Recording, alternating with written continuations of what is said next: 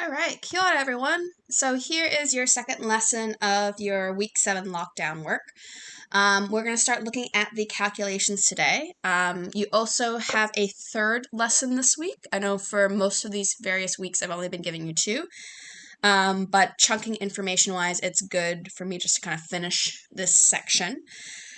Keep in mind that third lesson is probably going to be a bit longer because I want to show you guys various examples of how they could ask that question and how to do those calculations.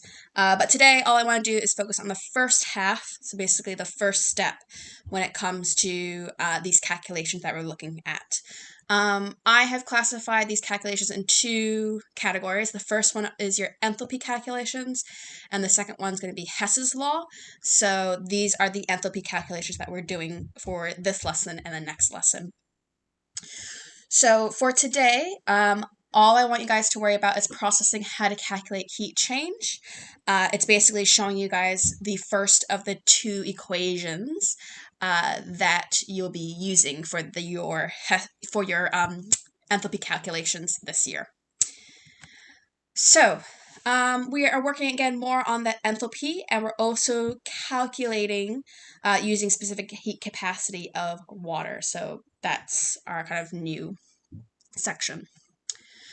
So first thing I want to do is kind of note some different terminology.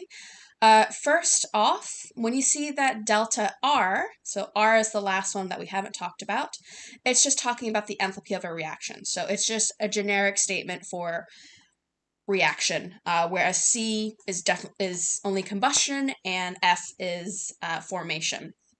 So I just want to show you guys multiple ways that you can express this information. All of them are correct. In this example, you're taking 40 grams of sodium hydroxide and dissolving it into water. And when this occurred, it released 20.6 kilojoules of energy. So first way you can describe it is you can say 1 mole of sodium hydroxide, because 1 mole equals 40 grams, is dissolved, and you can show it as a delta H equals, and then a negative number. It's negative because the energy is being released. The other way you can express this is through an equation, and when you do this equation, you will show that the enthalpy is part of the product side, since that is getting released. If it was an endothermic reaction, the energy would be on the reactant side because it's being absorbed. You can also show it this way, the equation, a comma, and then give me the delta H value. That's also fine. Or you could say dissolving the sodium hydroxide and give me the delta H. There's lots of different ways you can communicate that across, and I just want to show you guys these are various ways that you could write your answer or how it might be presented to you, so that way you know how to pull the information correctly. All right, cool. Let's talk about then how do we calculate enthalpy changes, and basically the first step of our equations for this year. So we can calculate the transfer of heat energy by measuring the temperature change of water. Water is really useful because we know its heat capacity, it's readily available, and so what we do is we just take the temperature change of the water from that chemical reaction, and we can then use it for calculations. So the other nice thing about water is that 1 gram of water is equal to 1 milliliter. That's really useful because then I can measure out solutions and assume that the grams value. Delta T is referring to the temperature change, so we have to be mindful of measuring the temperature before and after the reaction. And then we also need the constant, which is the heat capacity of water. It's basically saying how much energy is required if I have 1 gram of water and I wanted to raise it 1 degree Celsius. So to do that, you will need 4.18 joules of energy. So that's what we're using in that. Cool. Q then refers to the heat transfer. You can see that Q being written as lowercase or uppercase. I've seen it both. I don't think they're going to fuss too much about it. And then here is the total equation. So Q is representing the joules of energy that is transferred, and that is equal to the mass of my water times the temperature change times the heat capacity of water. If you're paying attention and following on with the units, the grams will cancel out and the Celsius will cancel out. But I'm going to do some example problems to show you that. I think it's really useful to write down your units whenever you're working, because it then is a really good way to double check that you have done your calculations correctly. All right. The next thing I want to do is show you guys how we measure these temperature changes. You have to remember that we want to make sure that any of the heat that's transferred or absorbed from the water, or sorry, that is transferred or absorbed only interacts with the water. We don't want it to interact with the outside surroundings, because then that heat energy is lost to the environment, and then it's not actually being measured by the water, which is what we're using as our temperature change value. So calorimeters are what we use for that. It's basically just an insulated box. So insulated means like it's preventing it from kind of having heat exchange with the exterior environment. And then a water bath with the sample with my whatever I'm combusting to figure out the heat energy to figure out the chemical energy that's in that compound. So this is how they basically figure out the calories on our packets of food and things like that. So I just thought it's neat that you guys can kind of see the real world applications to it. And I was going to ask, why do you think the insulation is important? I've already kind of explained it. It has to do with the fact that I want to make sure that whatever heat transfer occurs only occurs with the water bath and not the exterior environment. Cool. So now I have two examples that I'm going to do. I'll move over to the OneNote so I can show that to you guys. And we're doing this second one here. Oh, this is really, really big. Let me move that to make it smaller so it's all on one screen for me. Here we go. That's much better. All right. The first thing I want to say about this is this question is going to be a real test of reading comprehension, which is going to be annoying to you guys. I will break it down very carefully just to make sure that you are grabbing the right information. What I've done is I've given you two different examples because they can give this question in multiple different formats, and I want to make sure you guys know what to do in these various formats. So let's get started. This is a little trick I learned from my physics teacher when I was in high school. I think it's really useful. But basically what you're doing is writing out your knowns, your unknown,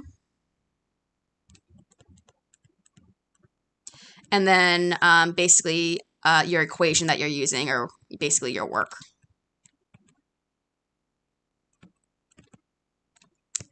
All right, so reading this question, they want you to calculate the amount of heat energy. So calculating the amount of heat energy, they're asking you to find the Q value.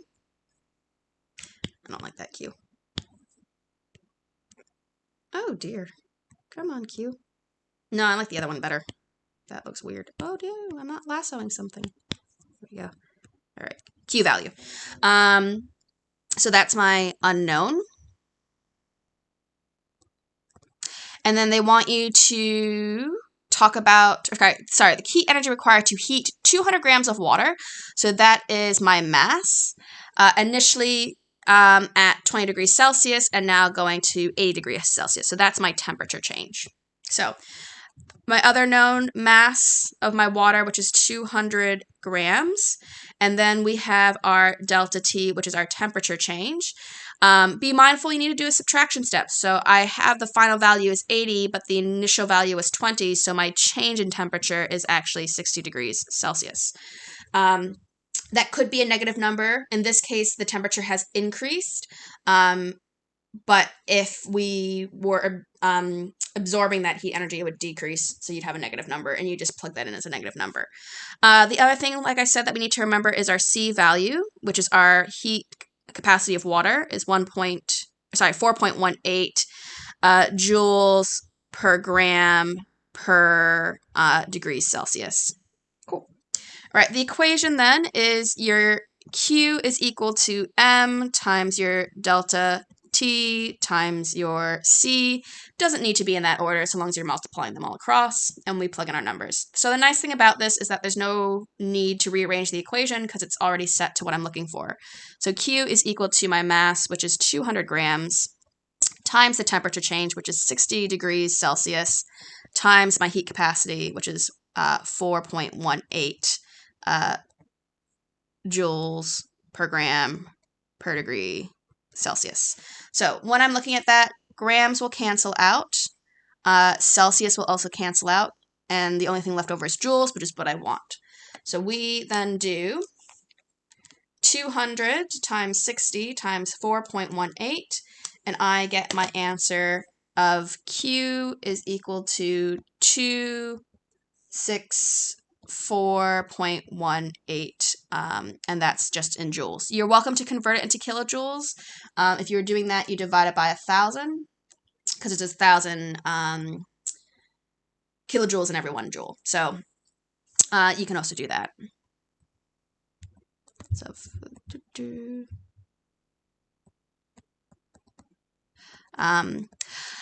when it comes to your significant figures, we want to have 3 sig figs. I'm also mindful of not rounding too early as well.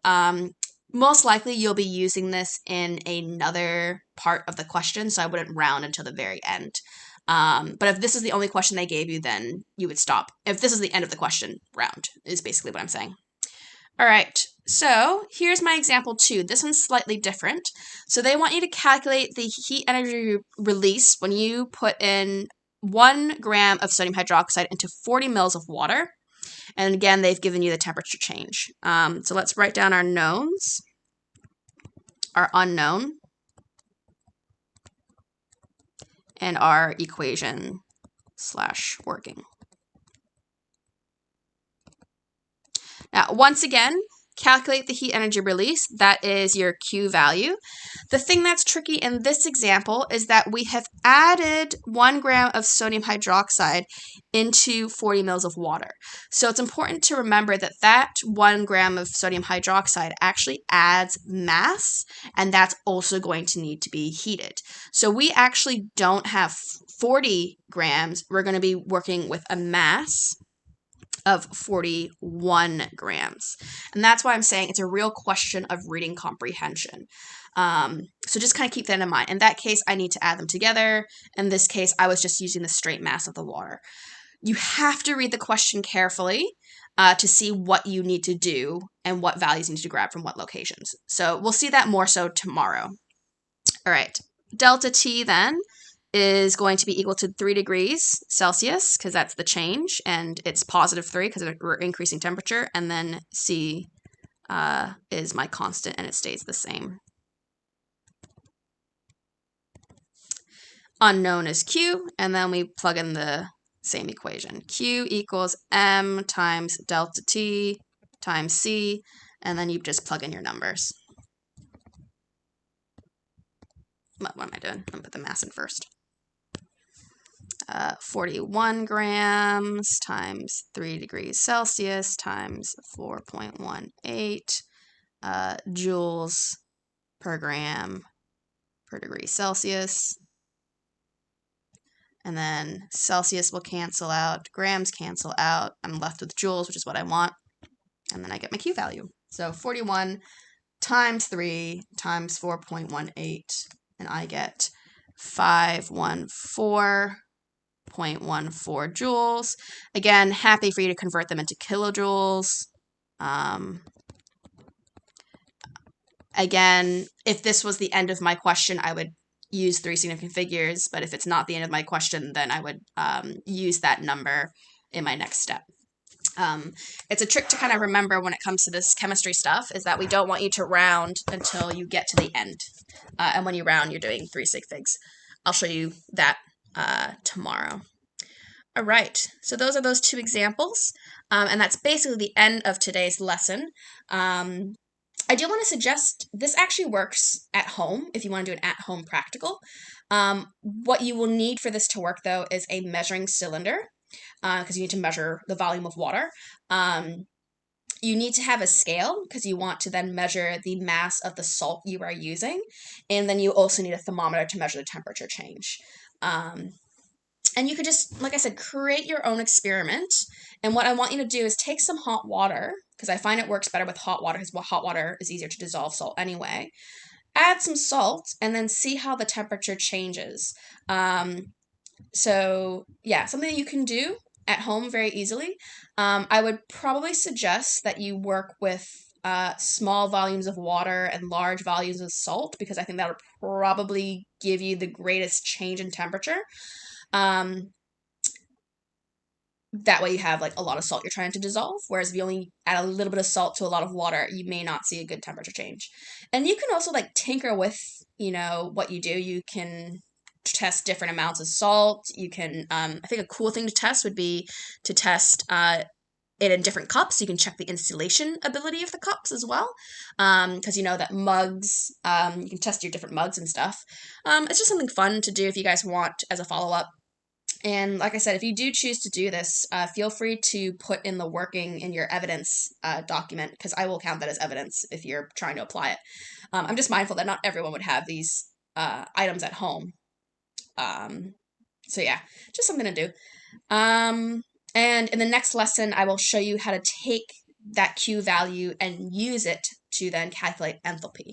So yeah, Kapai, really good work today. So just to summarize, you should be able to process calculating the heat change, so that Q value. Your recommended follow-up is lesson number 14, part 1. Make sure that you put in your evidence. The next lesson is going to be a bit longer, so you might want to